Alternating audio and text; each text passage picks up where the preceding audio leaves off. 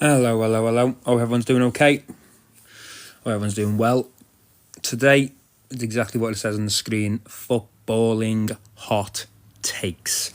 So, let's see what everyone's got to offer. Let's see what people have got to say. And let's have a very swell time. Yo, T, how we doing, man? What's going on, sir? What's going on, man? Hope you're doing good. Yeah, I'm good. I'm good. I'm good. Your hot take, T. What do you bring to the table? My hot take is Ronaldo, in my opinion, for me, does not get in my all-time top 10 players. And that's So, Cristiano Ronaldo. yeah, I was going to say CR7, not bald Ronaldo. Yeah, CR. You know what? Let's call him CR7. Yeah, so Shouldn't even be called Ronaldo. CR7 So CR7 doesn't get into your top 10 players of all time. So of all time. I'm going to do what I've done with the other fella. I'm going to ask you, who can you name that's better than Ronaldo? Better than Ronaldo, in my eyes, I'm Kaka, Zidane. I am even gonna go Steve McManaman, David Beckham.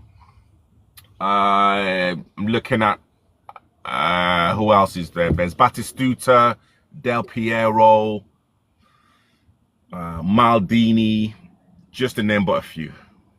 Okay, so with the players that you've actually talked on there, the way I see it is this: Cristiano Ronaldo is an absolute alien to the game. He is unbelievable. In my opinion, I think he's better than Messi. Personally, I think he's the greatest player to ever touch the football pitch. He was a United player, so as a Liverpool fan, it's crazy to say, but I genuinely believe that he's the greatest man to ever touch a pitch. Reason why?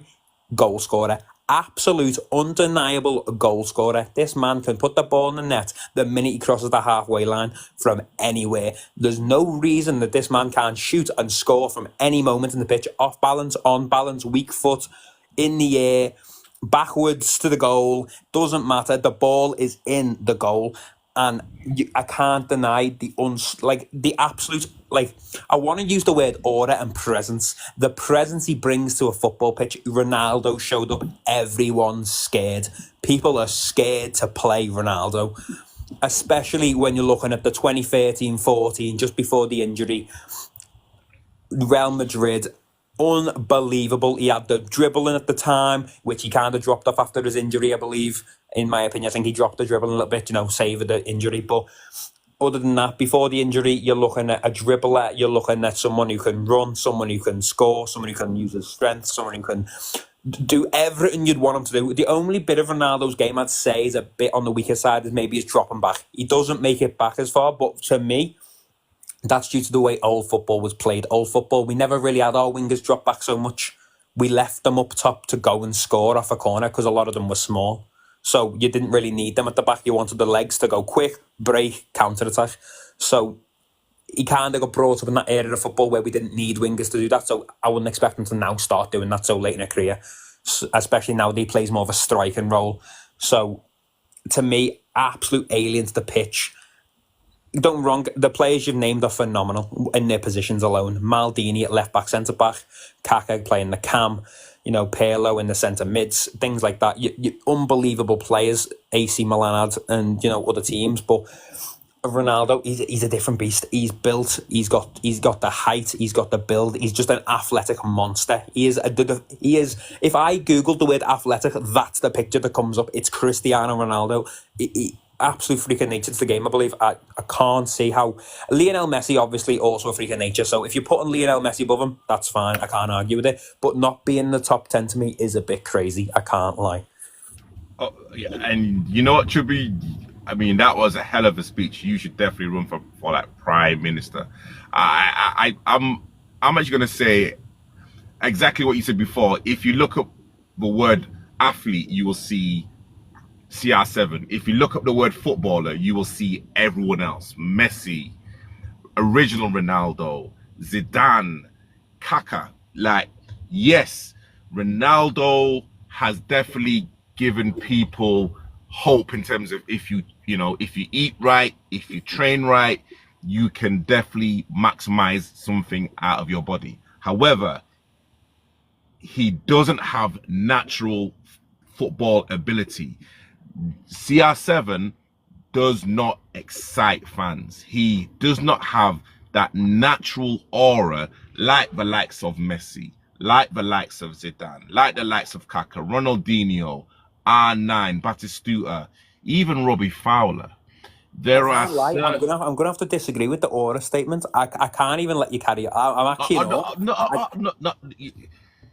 You know what it is? Like he was trained to become a footballer. Does that make sense? Yes, like he can have definitely, again, if you're talking about someone in terms of working hard and again maximizing whatever small talent that you do have, that's what Cristiano Ronaldo has done. However, he's not someone who I would go out and want to see, even in their prime. If you're saying you would rather see Cristiano Ronaldo or Ronaldinho in his prime, honestly, like, I don't know what you're talking about. You If know, you, it's one of them, right? To an extent, I'll agree with you there because there's a difference in player there. To me, Ronaldinho, he had the flair. He excited the players with the way he actually had the ball at his feet. So I agree with you to an extent. But the difference is that, yeah, Ronaldinho, for example, more technically skilled, better dribbler, more flair, more excitement to his game in that way.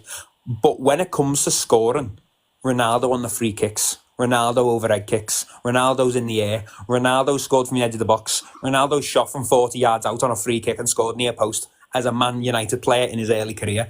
Unbelievable stuff, game after game after game. I can put this man on, trust him to perform every time. Not saying I can't say that with Ronaldinho, absolutely brilliant. But again, the consistency in which Ronaldo's output exists, even when he comes back to the Premier League in a United shirt, he puts 3 goals in against Tottenham, wins the game 3-2. Unbelievable scenes. He's done it all over the world. He done it at Juventus. He moved to a striking position. He was right up there for Juventus, top goal scorer. He went to Real Madrid, obviously earlier on in his career than Juventus, scored there, top goal scorer for Real Madrid year after year after year. Probably won loads of golden boots in there. If it weren't for the likes of Messi and other players, he probably did win a few golden boots regardless, though. It's Ronaldo. He won Champions Leagues. He's got all these accolades to his name. He's involved in every match he's in. There's no doubt in my mind that he's at least top 10. Arguing that he's not first is fine. I can accept that. But not putting him in that top 10 bracket, even though you might say, yeah, Ronaldinho, Maradona, plays with the skills, had more flair and excitement to watch. Definitely. But when Ronaldo's in a Champions League final scoring an overhead kick against his old club for a laugh is unbelievable. so again, everything that you just said there, I have to agree with you. However, again, he like transformed his own body and his own position to play as a number 9. And again, that is what Ronaldo did to himself. And again, that's the reason why he's got his accolades. And again, let me just say his accolades. There's another reason why he's not in my top 10. Every other player that I've named, they are more of a team player than Ronaldo. If it's not Ronaldo's way, it's no way. And literally after a while, how you become great is to do it individually. How you become a legend is to bring people with you. And literally for me, Ronaldo has not got that sense of togetherness, not like the likes of Messi, not even Zidane, Ronaldinho. I know. And again, if we are looking at not only his his kind of on-field I'd say achievements, we have to also look at in terms of what he did off the field. For me, which was slightly wrong in terms of criticizing players, criticizing the manager, criticizing United as well. Like, let's not forget what he said about United. Let's not forget what he did when he got substituted as a, as a quote unquote ultimate professional. When you get substituted, and I believe it was against Tottenham, I believe he walks out the stadium. Is that something that you do if you're a legend? So let me put it this way to you. Okay, so with the first point that you made about his teamness and togetherness, with that, the thing I'm going to say is, I believe you've got it wrong. In the terms of, with Messi, for example, let's use the man on the other wing who he's always compared to, Lionel Messi. He's together because he was very commonly a passer. He made play and he also could shoot and score. Ronaldo isn't that. Ronaldo was a target man who played on the wing. That's Ronaldo's role at Real Madrid for a lot of his career. He was the target man. Give the ball to Ronaldo and he'll shoot. That's why he weren't so much of a passer. He was the target man. You were aiming for Cristiano Ronaldo. You weren't really going down Bale's wing as much. You weren't going through Benzema. You were going straight to Cristiano on the edge of the box every time. So Ronaldo was the target man. So he didn't need to be as playmaker as as some of these other players because he was the target man. That was his role. He was the final piece to the puzzle to score. That's how he played. And even if we look at Man United, the amount of times he said to players when he played for Man United recently, not young Ronaldo. Got a phone call. When we look recently at Man United, you've got the likes of setting up Bruno and missing, putting it over the bar. You've got the likes of setting up, Eriksen, things like that, putting over the bar, missing the goal, open chances, the goalie saves it. Ronaldo does set people up, but it's do they finish the ball? No. That's why Ronaldo wasn't seen as so much of a playmaker as he would be if people put away the chances. And then to bring up the point about the professionalism, I can't disagree. Ronaldo is a cocky twat. He absolutely is. Yeah. But in the same way, would you then call John Terry a terrible defender just because of what he done? John Terry was an awful human being, but he's one of the greatest defenders to walk the Premier League.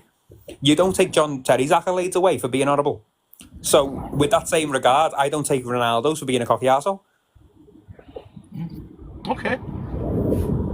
That's a fair and I'd say very kind of balanced discussion and debate.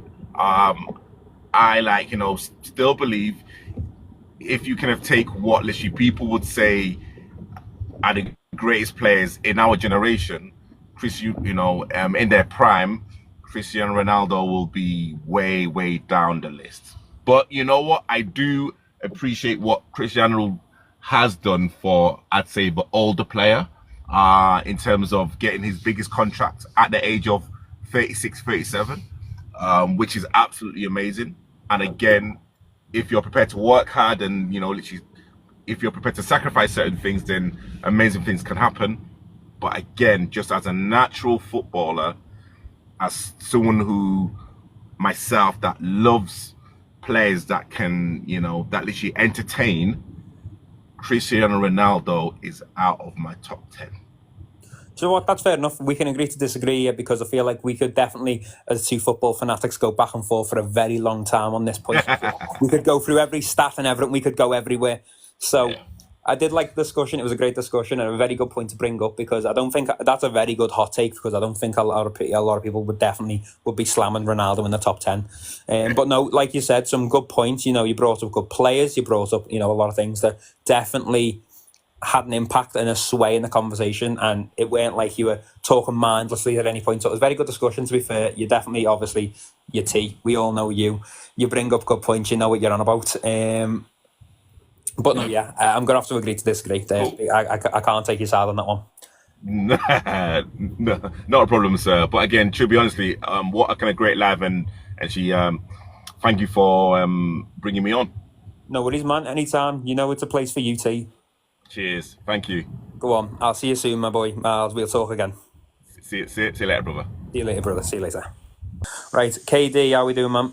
Yo. I'm good. Yo. Hope we're not back to talk about Yaya Toure. No, we can do that again if you want. Oh, absolutely not. Go on, bring me your hot take that you brought up. I forgot it now. Fucking hell. Oh, for fuck's sake, KD, lad. You had one job. Remember what you were going to say. Oh, no worries, man. Go on, take your time. I was going for, it might be a biased one, but Akanji is the third best centre-back in the league. Sorry? Akanji is the third best centre-back in the league. Akanji? Yep. Playing for? City, yeah, Akanji. So City's second centre-back next to Diaz, isn't it? Oh, yeah. Or Stones, whatever you want to say. Or Stones, yeah, either or. Right, so what about Akanji? What makes him the third best centre-back in the league? So, wait there. First question. Who's 1 and 2? Van Dijk is one, obviously. Yeah, that's it. My I'm man. doing this from like COVID till now, by the way. Okay, so recent history. Okay, yeah. And then Diaz. And Ruben Diaz. Okay, yeah, acceptable. I can accept them two as 1 and 2 from like COVID times. Yeah, Diaz performed well when Van Dijk was performing well. Common conversation. Yeah, okay, 1 and 2. That's absolutely fine. Right now, Akanji. See, now, I'd like to think that A, Saliba's probably better than Akanji, and 2, if you don't want to argue Saliba, Gabriel is probably better than Akanji. You can argue if you want. Because to me, I'm thinking Saliba, what he's been running at Arsenal since he got in there, he's been putting a shift in. He's been argued with Virgil van Dijk recently by a lot of people. He's right up there in performance. He's solid centre back. He's a good captain at the back. He kind of keeps the defence straight lined, and he's a commanding defender. So I feel like Saliba's going to be better than Akanji here. All right. So what would you say makes Akanji better than Saliba? Let's go for this one first. More consistent. More consistent. He's been City's most consistent centre back. I'd say, has Saliba not played in, I think, every game or most games since he joined the club? I don't watch Arsenal. I want to say that that's more or less a fact. I'm not going to clarify. I'm not going to say it is a fact, but I'm pretty sure since COVID. Yeah, we are talking since COVID, by the way, in the comments. So his hot take for the people who didn't hear, since COVID, he thinks Akanji's the third best centre-back in the Premier League behind Van Dijk and Ruben Diaz. But to loop back around, so Saliba, he's played in more or less every match since he's joined United. He's been their main man at the back. He's commanding, he's big, got strength, good defending, good awareness. I'm not taking it away. He's young, but obviously, so he's not got all the intellect. I feel like, defenders, as they get older, tend to mature more into the role. I feel like a good age for a centre-back prime is like 26 to 28, that kind of range. A bit later on than like your attackers who are a bit more like 24, 25. But yeah, definitely I'd say for a prime, it's definitely like 26, 27, 28 with defenders. I know Saliba's still about 23, I want to say. So he's a bit young for a centre-back to play that good. But even at 23, being compared to the likes of Virgil van Dijk in his prime, is, it's a statement of his own. I've never heard Akanji even be in a conversation with Gabriel. Never mind talking above Saliba, talking above some other great centre-backs in the league. Yeah, but people don't like City players. I agree. There's a common thing with, City. They buy everything, they do this, the oil rigs, whatever. Right, they go on. Right. But even with the eye test, watching City, obviously, because I watch a lot of Premier League football across the board, there's no argument to me that Akanji's putting it up against Gabriel, never mind Saliba. Why though? He simply just isn't, he's good at everything he does, but he's not. Let me think of a player I can compare this to. What is Gabriel better than Akanji at? Other than mostly everything. What? Akanji might have a better build for a centre-back physically, but other than that much, I'm not giving Akanji a lot of stats. Akanji reads the game better than Diaz does easily. I think, like a commenter's just said, Akanji's a lot more comparable to a Konza than he is a Gabriel or a Saliba. And a lot of people probably argue that Gabriel's better than Saliba. So, to me, I think both of Arsenal's paired centre-backs is better than Akanji. On top of that, Akanji's more of a level like the commenters said there, like a Konza. A Konza who's good, like a Mark Gahey. People who are good, but they're not top of the game in the league. Akanji's in that level. He's, your Mark Gahey's, your Konza. Wait. Akanji. They're of the same level, I believe. Let's take it back to the Euros now. We're talking back to the Euros. Euros just passed, yeah? Yeah. Okay. He is the only reason why they got to the quarterfinals. Quarterfinal. Beating Italy. So, what you're saying, the cons is the only reason that... No, Akanji. Oh, sorry, yeah. So Akanji is the only reason that... Sorry, what's he... I forgot. Where the fuck's he from? Switzerland. Switzerland. So you think Akanji's the only reason they got through that team? Well, I'm going to have to simply disagree because he didn't put the ball in the back of the net. With a penalty. Okay, he missed one penalty. Yeah, but he didn't put the ball in the back net. At the end of the day, even if he might have kept them in the game, which you can argue, that's fine. You can argue that Akanji kept them in the game, but at the end of the day, if they scored and won the match, they outscored them with the forwards. They didn't win the game because of a defender. They won because they attacked. And they scored goals. Defense was so good. The defense might have been great. I personally didn't see the match. Akanji was the best defender in that Euros, hands down. Akanji, the best defender in the Euros. Yes, hands down. With performance-wise, yes. I'm going to have to disagree. I think John Stones played better than him. No. John Stones for England played brilliantly all the Euros, all the way through. I back John Stones every time, and it's the only time I'm going to back John Stones, but I back him every time in the Euros. I'm not disagreeing, he wasn't good, but Akanji was hands down the best centre-back. I simply just disagree. There's no other way to put it. To me, it's John Stones in the Euros was definitely better than Akanji. And in the Premier League-wise, like I said, he's more comparable to a Mark Gahey and a Konza than he is anywhere near a Gabriel, anywhere near anything else. And yeah, again, Khaled bringing up a great point. Laporte played absolutely phenomenally in the Euros. I'm not saying he didn't. Yeah, but I think they played better than Akanji. What's the reason that Akanji played so good? Like, was it his back line? Are you saying, what did Akanji actually do himself? Pretty much every tackle he went for. Okay, so he got a good tackle rate, like most of these. The high line. Sorry, what was the second point? Kept the high line. He kept the high line like every commanding centre-back should. Yeah. With his shitty team, by the way. Well, yeah, but at the end of the day, it's okay. That's like me saying, okay, Virgil van Dijk plays for the Netherlands. Yeah, you've got Gravenberch. His team's sick, though, compared to Switzerland. Yeah, don't get me wrong. There's loads of players like that, though. Like, you've got Haaland right now, your player, playing with fucking... Odegaard. Yeah, Odegaard, and then that's it. Yeah, I didn't bring up Haaland. No, I know, but that's what I'm saying. There's loads of players who play in terrible international teams and are well better than international teams are. But that doesn't make him amazing. That just makes his team shit and him look better than the rest. Okay. So, even with that, by no shadow of a doubt, John Stones played better for England than he did for Switzerland. And then on top of that, Laporte played brilliantly the whole way through for France. Spain, sorry, yeah. Why am I chatting shit for? I thought of Varane then for a second, and it wasn't Varane I was thinking about. But yeah, Laporte played brilliantly for Spain the whole competition. Spain then won the competition. Okay. So Laporte was definitely the best centre-back. Stones was better than like Saliba then? Stones was better than Saliba in the competition because Saliba's not in the competition. But as a general centre-back, no, I think Saliba's better than Stones. He was shocking against Spain. What, Stones? No, Saliba. Saliba's Brazilian, is he not? No, he's French. I don't know why. I had it in my head that he's Brazilian. No, Gabriel's Brazilian. My bad. But yeah, Saliba against... he's one of the reasons why they lost. Yeah, Saliba against Spain. Yeah. And he's a bench player as well. That's what I said before, though. That's what I said before. He's a young defender, so he's going to make them mistakes. You mature as a defender through time. As a defender, it's not like an attacking role where you learn the attack and then you go and attack.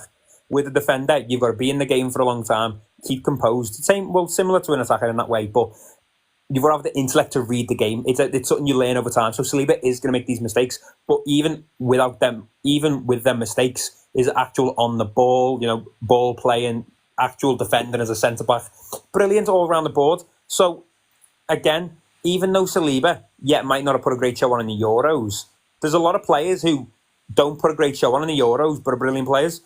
Jude Bellingham, I don't think he was anything special in our Euros, yet he's one of the greatest midfielders currently. A lot of people would argue. And to me, he didn't put on a great show in the Euros, so just because you have a bad Euros doesn't mean they're bad in general.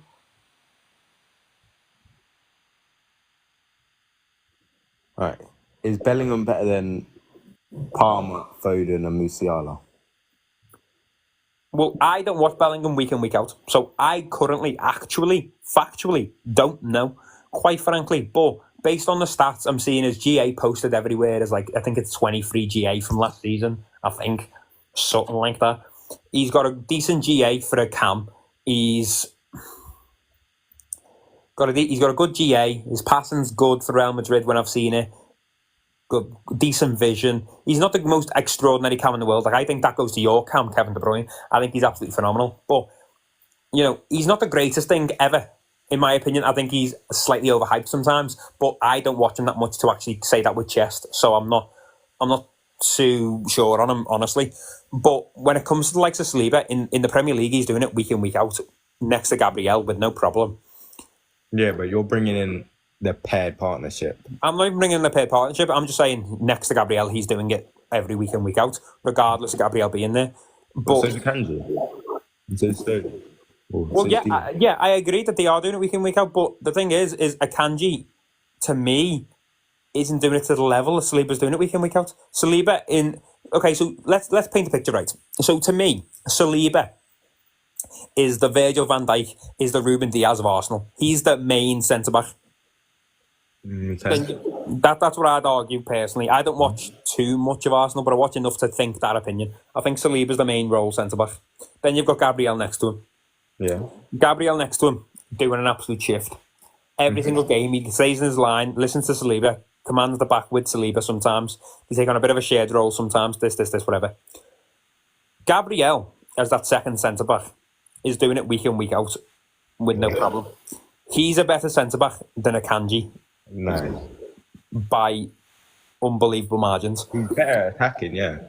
I'd say he's better than everything. Gabriel on the ball is well better than Akanji is. What? Gabriel on the ball. No way you're saying that. As a ball-playing centre-back, Gabriel's very good. No, he's not. You said you don't watch Arsenal. You can't say that. I have watched them. I said I don't watch them enough. Okay, right. When you watch Arsenal, are they playing City? Well, sometimes, yeah. Most of the time, when you watch Arsenal, are they playing City? The only way I don't watch like an Arsenal or Liverpool match is if it's happening on the same time. Okay, fair enough. But no, yeah, so there's no way you can't say Gabriel isn't better on the ball. Gabriel, in my opinion, is probably second to only one on the ball in this league as a centre-back. And the only person he's second to as a centre-back on the ball is Virgil van Dijk. What? Virgil van Dijk on the ball with his ball playing, his vision and everything. Unbelievable. He's definitely first. Gabriel is second to that. Gabriel on the ball. Gabriel is known as a defender that's good on the ball. That's his main stat. Gabriel's main thing is being on the ball. You can't tell me Kanji's better than him on the ball. Gabriel's better than Stones on the ball. Yes. Gabriel could not go into midfield. Since 2020, when you said your time parameter, yes. Gabriel could not go into midfield like Stones could and dictate everything and be a CDM. Yes, Stones could do that, yeah, but we're talking from your parameter of 2020. Yes. Yes, your parameter tells me that Gabriel recently has played better than John Stones. Personally, I don't think so.